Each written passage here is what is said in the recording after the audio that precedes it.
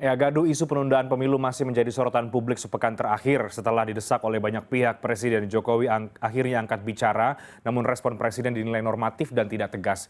Media nasional menyoroti dugaan adanya tangan pemerintah di balik usulan penundaan pemilu dan nama Menko Marves Lut Binsar Panjaitan dikabarkan ada di balik ide yang bertentangan dengan konstitusi tersebut. Bagaimana catatan media dan para jurnalis senior atas polemik tunda pemilu yang disampaikan oleh sejumlah elit partai politik. Saya akan tanyakan langsung dalam dialog editorial view pada malam hari ini bersama dengan dua narasumber. Ada Bang Alvito Dinova Ginting, pemimpin redaksi dari detik.com, dan juga ada Mas Budi Setiarso, Kepala Pemberitaan Korporat Tempo. Selamat malam Mas Budi Setiarso. Bang Vito, apa kabar? Malam, sorry. Ya. Belum kelihatan nih. Ya, belum kelihatan. Sambil kita menunggu perbaikan teknis ya, secara teknis, Bang Vito, saya mungkin akan ke Mas Budi Setiarso terlebih dahulu. Tempo yang juga ikut mengulas dan mengangkat soal dugaan adanya tangan pemerintah di balik ide penundaan pemilu. Apa yang menjadi temuan Tempo dan juga menjadi catatan Tempo atas isu yang sepekan lebih terakhir ini benar-benar menjadi sorotan publik, bahkan disebut-sebut ini membuat gaduh secara politik? Oke, selamat malam. Dan juga para pemirsa. Iya, ini sebetulnya kan memang isu penundaan pemilu, kemudian juga penambahan periode kepemimpinan presiden menjadi 3 periode, misalnya itu sudah bergulir ya beberapa waktu terakhir gitu ya. Memang waktu itu sempat meredup karena Pak Jokowi mungkin di depan para pemimpin media menyatakan bahwa presiden akan selalu mematuhi konstitusi, begitu kan? Yang itu mungkin bisa diartikan sebagai penolakan untuk memperpanjang periode kepemimpinan karena memang konstitusi kita, undang-undang dasar kita membatasi hanya 2 kali periode masing-masing selama 5 tahun. Nah, tetapi pada perkembangannya terakhir ada satu orkestrasi yang seperti orkestrasi gitu ya, yang melibatkan para pemilik kursi-kursi di DPR. Memang ini kursi yang cukup besar di Golkar, kemudian juga PKB dan juga PAN. PKB sama PAN mungkin menengah gitu ya, tapi ini satu kelompok yang lebih dekat ke pemerintah gitu. Nah, dalam perkembangannya teman-teman menelusuri kira-kira ini isu ini dari mana, karena ini kan agak aneh ya, partai-partai satu organisasi yang seharusnya mengawal pemerintahan sesuai dengan konstitusi, tapi kok malah justru bersuara serentak seperti melanggar konstitusi gitu kan. Nah, ini kita kemudian menelusuri dan ternyata hasilnya adalah isu ini awalnya kalau kita runut timeline-nya gitu ya, itu dari kajian-kajian yang dilakukan oleh orang-orang dekat di istana begitu. Ada ex sekretaris kabinet yang sekarang jadi gubernur mana di lembaganya ya maksud saya. Nah, di situ kemudian kayak semacam menjadi spesifikasi adanya penundaan pemilu atau penambahan periode kepemimpinan presiden. Dan belakangan juga informasi ini namanya informasi yang debatable gitu ya, kontroversial, ini kan pasti di dalam partainya sendiri juga tidak semuanya setuju. Nah, orang-orang yang tidak setuju kemudian menceritakan satu background story begitu yang sebelum paduan suara itu ternyata ada pertemuan-pertemuan yang juga melibatkan kurang lebih orang-orang pemerintahan gitulah ya, yang menyepakati atau mencoba mengeris gitu adanya satu keputusan politik gitu. Nah, ini yang barangkali sinyal buat kita semua ya, karena 2 periode kan sebenarnya bukan sekedar angka ya. Di situ juga ada satu filosofi bahwa kepemimpinan atau periode pemerintahan itu ya dikontrol dengan masa jabatan tertentu. Kenapa? Karena kalau semakin panjang dibebaskan, seperti kita sudah punya pengalaman 2 kali sejarah kelam gitu ya, sejak zaman Pak Bung Karno, waktu itu pemilu ditiadakan begitu setelah 55 dan akhirnya adalah sebuah tragedi ya yang berujung pada ribuan orang meninggal ketika berakhir dengan revolusi 65. Boleh disebut begitu ya, revolusi atau kekerasan dari 65. Dan tahun berikutnya periode kepemimpinan Pak Soeharto juga kita melihat 32 tahun. Dan ini juga berujung tragis gitu kan, tanggal 98 berujung dengan kekerasan, termasuk yang kemudian memakan korban jiwa. Saya kira ini yang jadi 2 periode itu bukan sekedar angka, ini adalah sebuah filosofi bahwa kekuasaan itu tidak boleh tidak terbatas, dia harus dibatasi sebaik apapun presidennya gitu ya. Yang ini kan tadi kepuasan publik dari hasil survei dijadikan alasan, bukan itu soalnya, tapi ini adalah soal batasan kepada kekuasaan, jangan sampai absolut, karena begitu diperpanjang 2 tahun atau ditambah 1 periode, maka ada keinginan lagi untuk menambah ke periode berikutnya gitu. Jadi ini dari hasil liputan teman-teman, saya kira juga CNN kan juga menulis soal itu. Ini ada orkestrasi dari orang-orang yang punya kaitan erat ya dengan ya boleh disebut sebagai lingkarannya Pak Presiden Jokowi gitulah. Oke, Bang Vito, kalau Mas Budi Setiarso menggambarkan ini ada yang mengorkestrasi begitu ya, sampai kemudian ke ketua umum partai politik. Bagaimana Bang Vito melihat soal gaduhnya, soal isu penundaan pemilu ini yang banyak dikritik, yang sudah akhirnya direspon oleh Presiden, tapi dianggap respon itu juga masih bias, masih sangat normatif?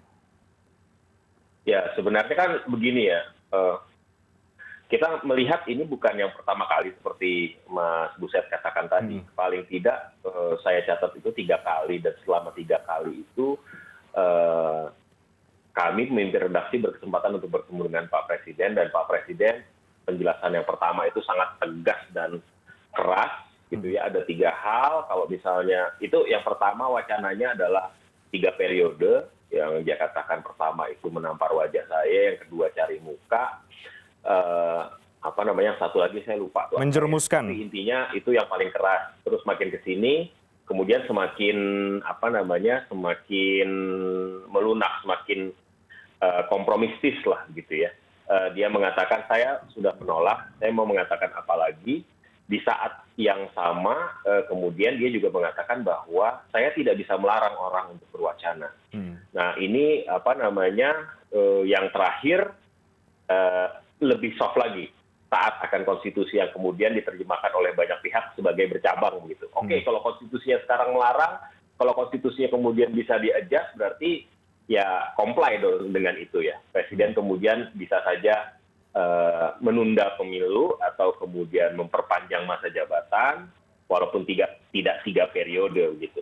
Apapun itu Reinhardt sebenarnya agak ya ini sudah kesekian kali. Artinya kalau sudah terus-menerus seperti ini kita patut mengerjitkan kening. Ada apa sebenarnya? Apalagi hasil temuan teman-teman di lapangan dari Detikcom mengkonfirmasi pihak-pihak dari partai politik, dan ya seperti yang dikatakan oleh Mas Budi Setiarso tadi, mengamini bahwa ada kepanjangan tangan dari pemerintah. Apakah kemudian itu perintah langsung dari Presiden atau inisiatif dari orang ini yang kebetulan duduk di pemerintahan untuk melobi partai-partai untuk mau memperjuangkan dalam tanda kutip penundaan pemilu. Apapun itu sebenarnya yang harus dicermati adalah ini saya menggunakan contoh hukum atau undang-undang cipta kerja. Waktu itu undang-undang cipta kerja dikebut sedemikian rupa, sosialisasi kepada masyarakat itu sangat minim, dialektika, diskusi, wacana, diskursus di tingkat akar rumput itu gagal dilakukan, sehingga kita tidak bisa menyerap aspirasi besar mayoritas masyarakat terhadap undang-undang cipta kerja, tiba-tiba diketok. Nah, kalau perpanjangan masa jabatan, penambahan periode jabatan, atau penundaan pemilu, itu sudah karena sekian kali itu sudah didiskusikan menjadi wacana publik, kemudian diangkat menjadi wacana di media, jadi wacana masyarakat pada akhirnya, itu sebagian besar masyarakat itu menolak gitu. Walaupun katanya kan dipakai basis, ini big data mengatakan, nah kami berbincang dengan lembaga survei yang mengatakan hasil diskursus dalam media sosial itu nggak bisa kemudian dipakai untuk acuan terhadap suatu kebijakan dan keputusan gitu. Bahkan itu menjadi sangat-sangat sumir sekali karena banyak sekali botnya, banyak sekali buzzernya yang kemudian membiaskan diskusi utama atau arus aspirasi utama itu seperti apa. Nah, menurut saya ini sudahlah. Kalau misalnya ini dipanjang-panjangin terus, pada akhirnya kita jadi curiga. Sebenarnya memang ada agenda besar untuk menunda pemilu paling tidak atau memperpanjang masa jabatan. Dan kalau ini kan kita nggak hanya bercerita tentang presiden saja, tapi juga lembaga-lembaga lain yang kemudian dipilih gitu ya, political elected, yang kemudian membawa, oh ini sebenarnya ada desain besar supaya mereka lebih panjang nih masa jabatannya. Walaupun ada sebagian teman-teman politisi yang mengatakan, kita dalam tanda kutip masih butuh gizi nih, karena kemarin kita diterpa COVID dari tahun 2020, kita nggak sempat untuk mengkonsolidasikan kesiapan gizi kita menjelang 2024. Jadi wajar saja kalau misalnya kita konsolidasi dulu paling nggak 1-2 tahun lagi tambahan, sehingga ketika nanti pemilu hadir, kampanye akan mantap. Oke. Begitu, Reinhard. Oke, baik.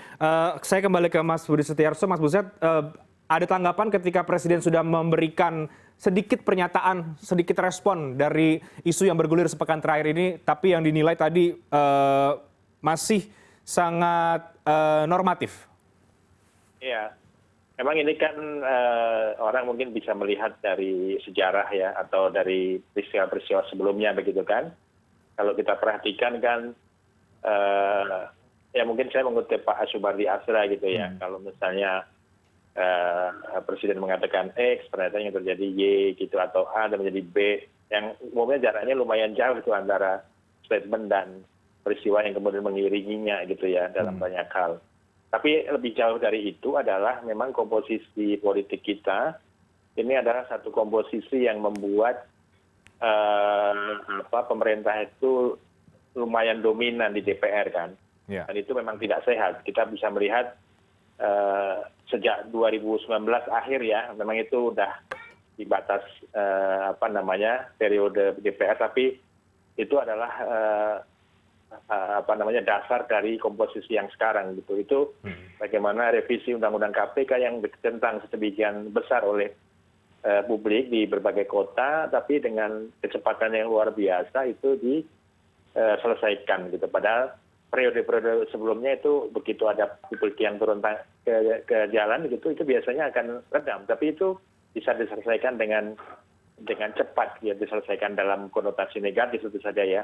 Karena kita bisa perhatikan sekarang KPK kewenangannya juga berkurang sangat jauh dibandingkan lembaga independen waktu itu. Demikian juga tadi disebutkan Undang-Undang Cipta Kerja, Undang-Undang Minerba. Ini adalah sebuah produk undang-undang yang memang menggambarkan betapa kekuasaan yang absolut itu bisa banyak merugikan publik. Ya, contohnya sudah ada Undang-Undang Cipta Kerja itu kan ditolak oleh Mahkamah Konstitusi kan, atau ada jalan tengahnya ya, dikasih 2 tahun untuk memperbaiki, tapi keputusan-keputusan yang berkaitan dengan kepentingan publik dan berdasarkannya pada Undang-Undang Cipta Kerja itu tidak boleh dilakukan.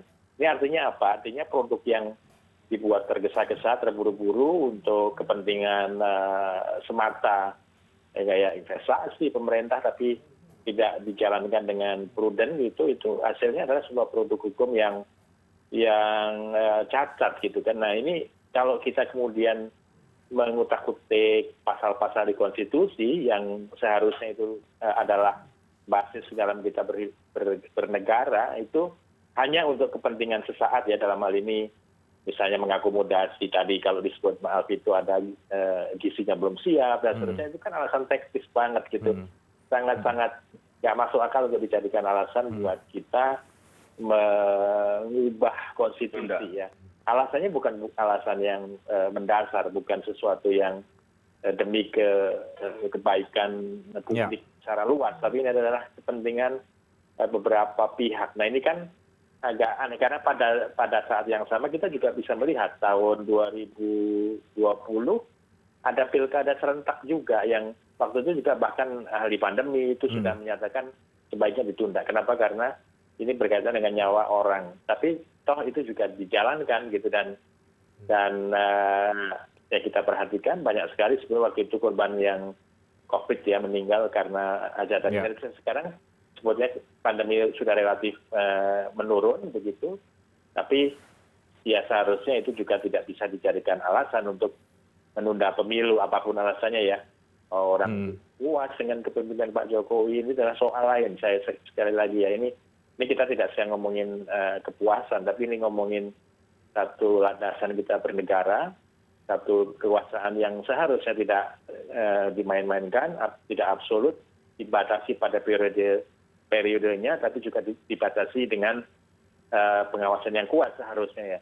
Nah, balik lagi tadi pertanyaannya, kenapa kita sepertinya banyak pihak yang kemudian ini normatif tadi, karena memang kalau kita lihat timeline gitu, lihat pernyataan-pernyataan, ada banyak yang cukup ada perbedaannya ya antara yang di statement secara politik dan kemudian apa yang terjadi. Tapi kalau saya mudah-mudahan berharap statement yang dikeluarkan oleh kepala negara, kepala pemerintahan dalam sekian kali itu ya, tadi Alvito menyebutkan setidaknya 3 kali, ada yang menampar muka saya, ada kemudian saya taat pada konstitusi, dan sekarang juga kurang lebih sama itu, ya mudah-mudahan itu adalah sebuah statement yang serius, memang normatif, tapi mudah-mudahan itu juga bentuk penghormatan kita pada asas-asas bernegara. Jadi mudah-mudahan juga jangan ada orkestrasi untuk menelikung kita ya dari belakang seperti yang terjadi di beberapa peristiwa politik sebelumnya. Baik. Itu Mas Rehat. Ya, baik Bang Vito. Jadi penegasan kembali bahwa apapun alasannya yang disampaikan oleh para elit partai politik ini soal ekonomi, soal pandemi, bahkan soal keberlanjutan IKN, kabar demikian, mengapa kemudian perlu penundaan pemilu, itu tidak bisa dibenarkan dari segi manapun dan tidak mewakili kepentingan publik. Bagaimana Bang Vito? Iya, lihat dari kacamatanya, kacamata siapa dulu. Kalau dari kacamata yang berbeda, pasti tanggapannya wajib. Seperti misalnya ada kekhawatiran Arief Woyono mengatakan kalau Pak Presiden tidak berlanjut berhenti di 2024, maka IKN akan batal. Ya undang-undangannya kan ada. Undang-undangnya ada kesepakatan bersama. Kalau misalnya memang, dan begini Reinhardt, ibu kota itu nggak bisa diklaim oleh siapapun karena itu milik negara. Satu, yang kedua, perpindahan ibu kota itu juga nggak bisa serta-merta satu malam seperti Bandung Bondowoso menciptakan 1000 candi kan gitu. Pasti gradual. Dan ini adalah kerja bersama. Ya kalau misalnya dimulai oleh Pak Jokowi, ya Pak Jokowi harus legowo, menghormati konstitusi, sudah diketok, ada undang-undangnya, ya kita serahkan sebagai buat pendahulunya untuk melanjutkan. Kan itu sebenarnya substansi dari demokrasi begitu kan. Jangan kemudian nggak percaya sama sistem. Ya kan kita kan ngebangun sistem, demokrasi ini sistem. Apa kita mau melakukan demokrasi transisi terus-menerus gitu. Kita harus percaya sama sistem yang kita bangun dengan aparatus-aparatus demokrasi yang ada, ya kita serahkan saja kalau alasannya wah ada kekhawatiran IKN batal. Ya jangan dong, jangan gara-gara itu kemudian pada akhirnya kita membatalkan semua cita-cita luhur reformasi yang sudah kita teken 20 tahunan yang lalu. Termasuk juga yang masalah-masalah lain, gizi dan lain sebagainya, kondisi ekonomi kita sebenarnya yang lebih concern buat masyarakat sekarang, gimana caranya dapetin minyak goreng, gimana caranya gas harganya lebih murah, dan itu bisa diselesaikan sendiri di Indonesia. Kita penghasil minyak goreng yang sangat besar, gas kita juga banyak gitu. Yang kayak gitu-gitu kan sebenarnya bisa diselesaikan. Ini jangan sampai kemudian kita disorientasi lah, salah orientasi. Yang seperti ini harusnya sudah dituntaskan saja. Yang jelas kalau saya lihat sebagian besar teman-teman media dan pers memandang isu ini sebangun dan kongruen ya, bahwa apapun alasannya, perpanjangan, penundaan dan lain sebagainya itu tidak bisa diterima. Dan ini merupakan angin segar sih buat kita, di mana pers kemudian ada di posisi yang rasional. Yang sama ya, oke. Jadi apapun alasannya tidak bisa diterima. Oke, kalau tadi Mas Budi Setiarso, Bang Vito dan juga Mas Buset mengatakan sekali lagi bahwa secara komposisi dukungan partai politik ini Pak Jokowi begitu kuat. Tapi dalam isu ini kita melihat yang terlihat di publik ya, ada perbedaan terbelah begitu sikap parpol-parpol. Nah, apakah dengan pernyataan Presiden tadi itu kita publik sudah bisa mendapatkan kejelasan bahwa ini memang tidak akan dilanjutkan kembali isunya, atau kita masih harus skeptis lagi karena bisa saja kemudian ada perubahan sikap partai politik, atau ke depan kemudian ini bisa dimunculkan lagi karena tadi Bang Vito katakan sudah 3 kali ini sebetulnya muncul, bisa kemudian 4 kali. Nah, apa yang perlu kita kawal ke depan ini Bang Vito dan juga Mas Buset soal penundaan pemilu ini, karena kita sepakat bahwa apapun alasannya tidak bisa diterima. Tapi dijawabkan nanti, kita break dulu. Kami akan segera kembali.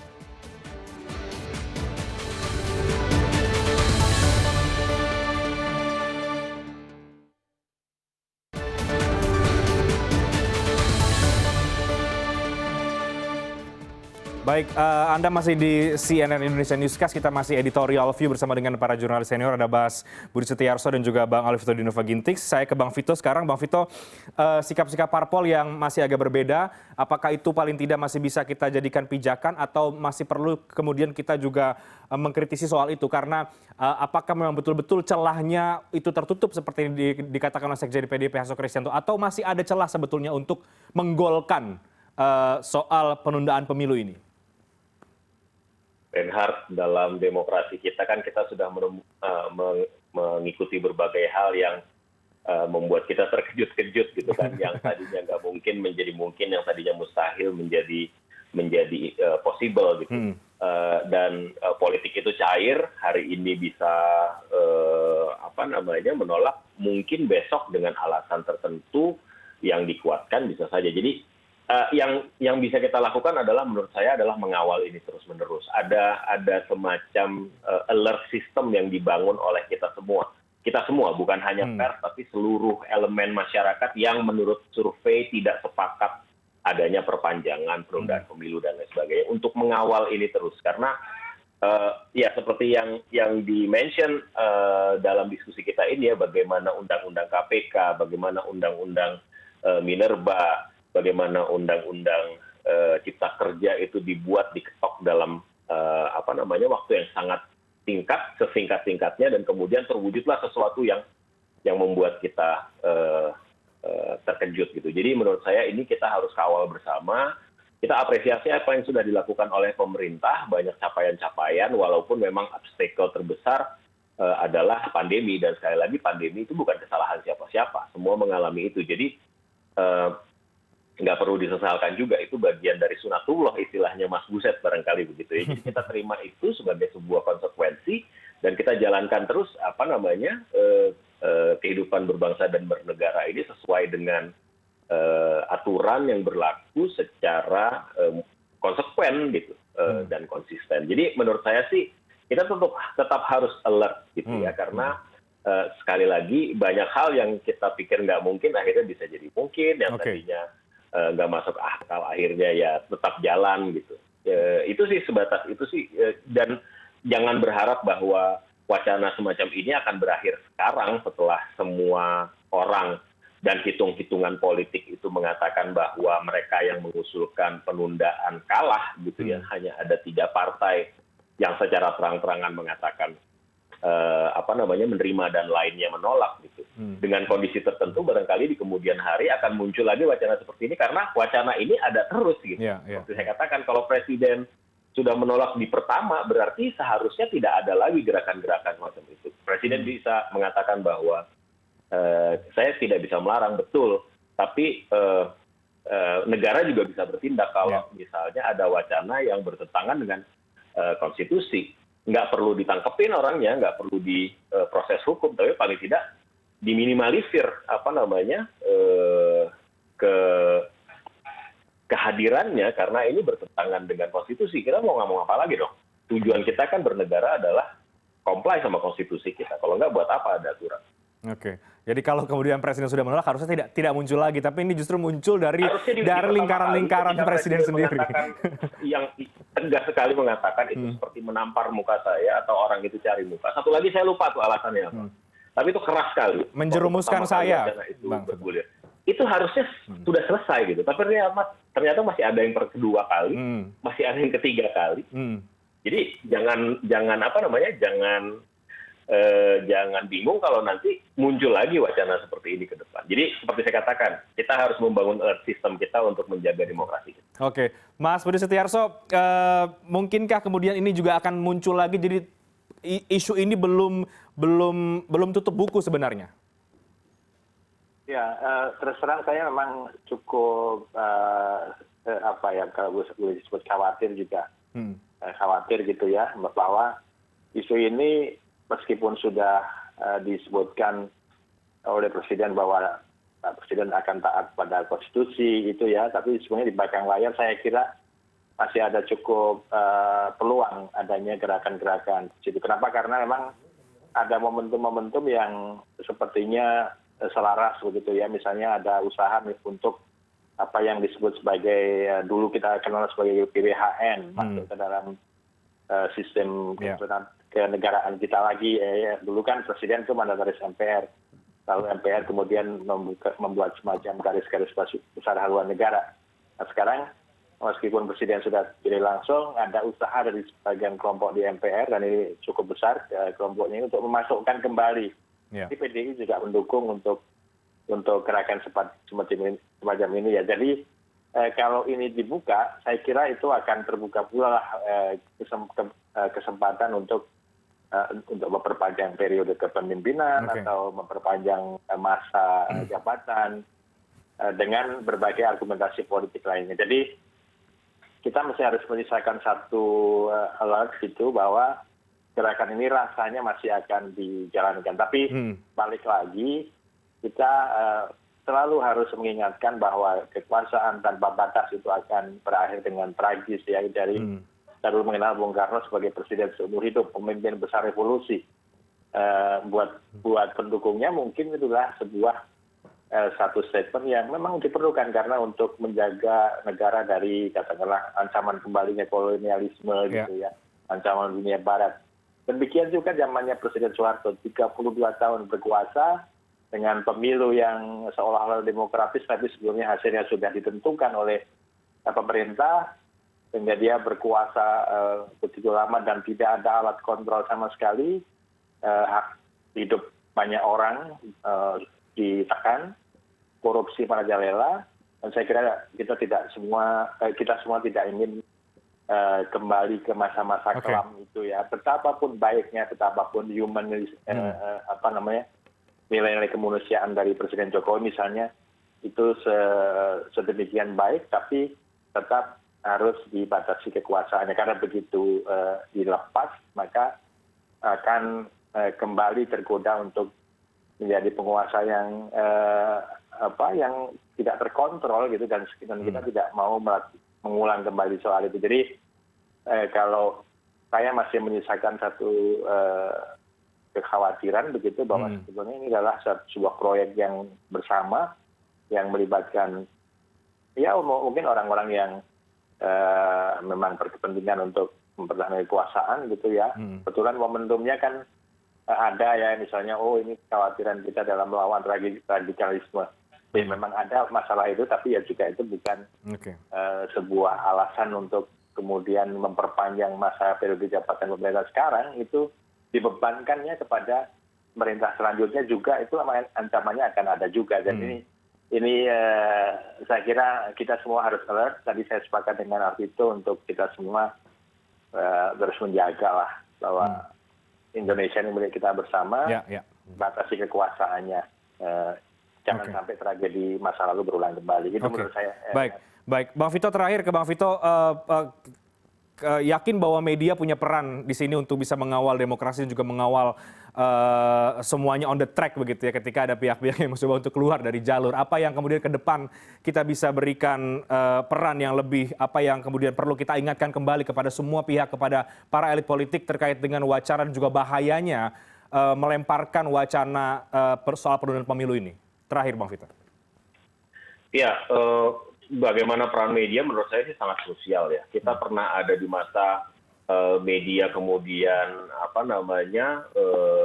terpolarisasi yang ada kaitannya dengan setuju atau tidak setuju, mendukung atau tidak mendukung arahan tertentu. Tapi belakangan ini, hari-hari ini, saya melihat media agak kompak gitu ya untuk jauh-jauh menyingkirkan wacana seperti ini. Karena sekali lagi kita berharap demokrasi yang kita jalankan adalah demokrasi yang berkelanjutan begitu. Jangan kemudian kita setback lagi lah. Kita udah pernah ada di masa kita bermimpi untuk mewujudkan demokrasi, kemudian gagal karena konstituante berkelahi terus menerus sampai pada akhirnya diambil jalan darurat dengan dekret yang juga sebenarnya melanggar undang-undang waktu itu, tapi harus dilakukan karena keadaan mendesak. Ya. Kemudian kita juga melihat apa yang terjadi di era Soeharto dan lain sebagainya. Sudahlah, kita sudah melakukan. Masa kita mau balik lagi, Reinhardt? Kita mau setback lagi. Kapan kita majunya? Ketika kita sudah sadar pentingnya demokrasi, kita nggak punya apa-apa lagi yang layak kita perjuangkan. Mumpung sekarang kita ada di posisi yang tepat, bonus demografi lagi baik, sumber daya alam kita masih menjadi penopang penting dalam peradaban kita, sumber daya alam yang terbarukan juga seperti itu. Sekarang saatnya kita membangun. Kalau enggak, kita akan tertinggal terus. Baik. Kapan kita akan menjadi negara yang kita bangga-banggakan. Dan ini juga visinya Pak Presiden Jokowi. Di 2045 kita akan masuk ke era keemasan, era Indonesia emas. Mudah-mudahan itu bisa tercapai kalau misalnya kita konsisten dengan demokrasi.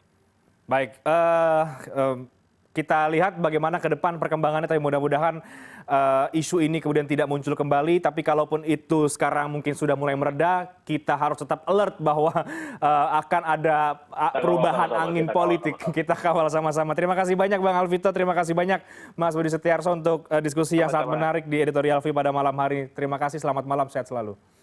Malam-malam. Terima kasih.